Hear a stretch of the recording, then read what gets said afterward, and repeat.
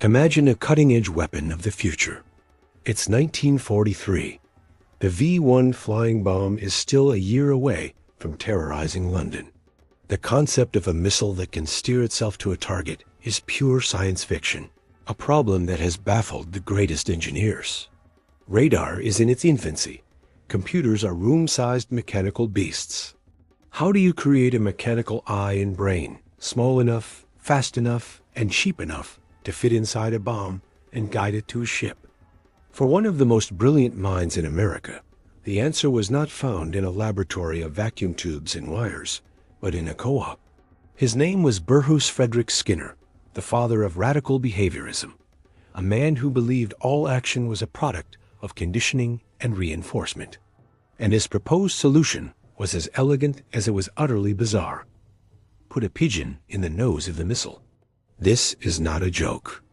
This was Project Pigeon, a seriously funded, top-secret military research program where the fate of a warship would rest on the pecking drive of a common rock dove. It's a story that sits at the bizarre intersection of pure science and desperate warfare, where one of psychology's giants tried to win the war using nothing but birdseed and behavioral science. To understand why Skinner's idea wasn't immediately laughed out of the room, you have to understand the problem.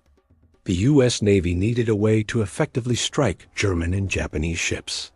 Unguided bombs and torpedoes were wildly inaccurate. A dive bomber had to get dangerously close. What they dreamed of was a glide bomb or missile that could be launched from a safe distance and then steer itself to the target. A guidance system was the impossible hurdle. Electronic systems were too large, too fragile, and too primitive. Human remote control, like with early German Fritz X bombs, required a visual link that was easily broken. Skinner's insight was biological. He recognized that a pigeon's visual acuity and processing speed were extraordinary. They could recognize complex patterns and make rapid decisions. More importantly, he knew he could control that decision-making process through operant conditioning. His theory that behavior is shaped by rewards and punishments. His idea was diabolically simple. Harness a pigeon's natural pecking instinct and turn it into a guidance computer. The apparatus Skinner built was a masterpiece of low-tech ingenuity. A pigeon would be placed in a small, cushioned harness inside the nose cone of the missile, which he initially called the Pelican, for a bird that carried its cargo in its beak.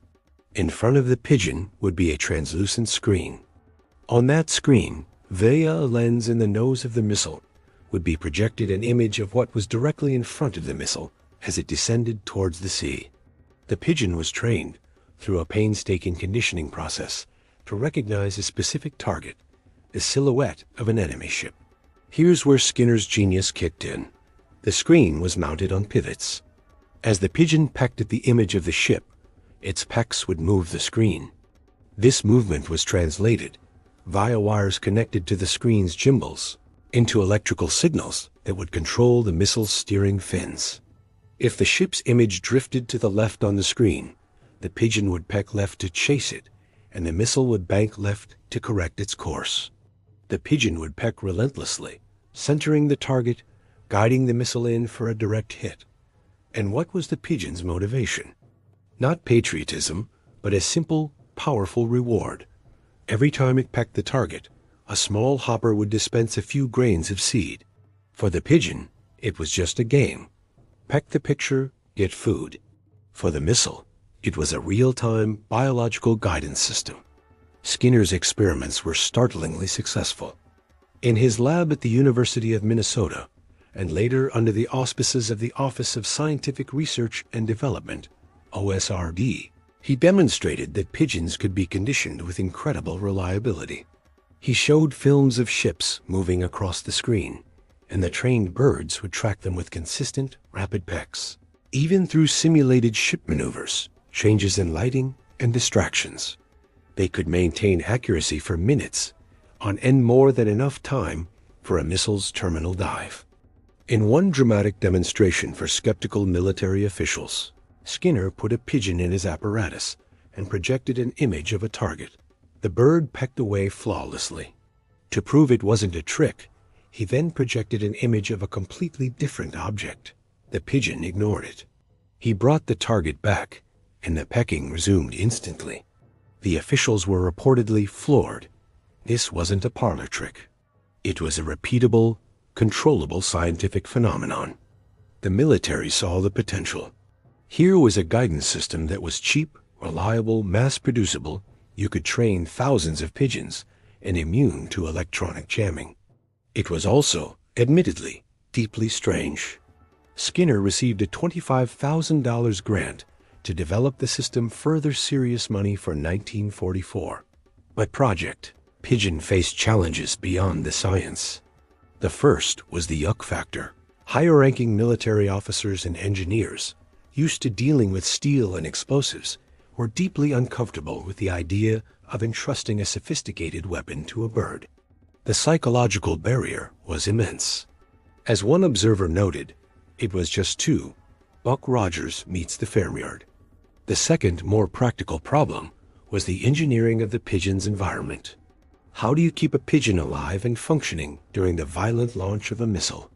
Skinner worked on solutions: cushioned harnesses, oxygen supply, and temperature control, but each added complexity.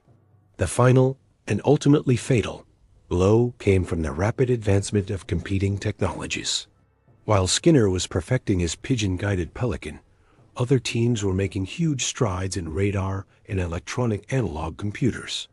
Projects like the Bat, a radar-guided glide bomb, began to show promise. Electronic systems, once deemed too bulky, were being miniaturized at a breakneck pace.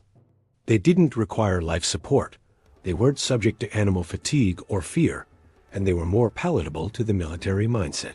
By 1944, the OSRD decided to terminate Project Pigeon in favor of electronic guidance.